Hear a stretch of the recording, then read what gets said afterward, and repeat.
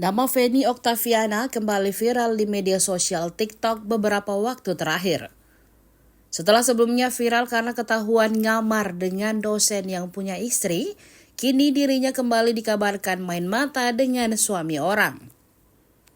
Video dirinya diduga diciduk istri sah dengan suami orang beredar luas dan jadi pembicaraan kembali. Dikutip Tribun Timur dari akun TikTok @yaudasi, itu memperlihatkan Feni terciduk duduk di mobil bersama pria yang di saat bersamaan dilabrak sang istri sah.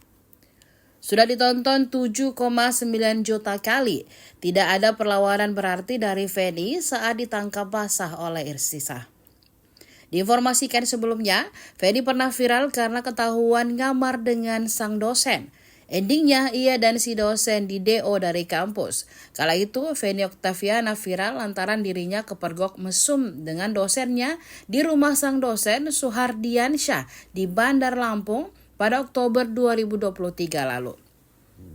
Feni Oktaviana merupakan mahasiswa semester 7 program studi Manajemen Pendidikan Islam UIN Raden Intan Lampung.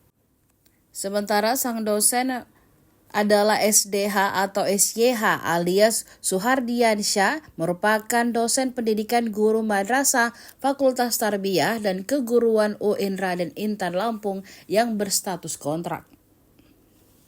Download Tribun X sekarang, menghadirkan lokal menjadi Indonesia.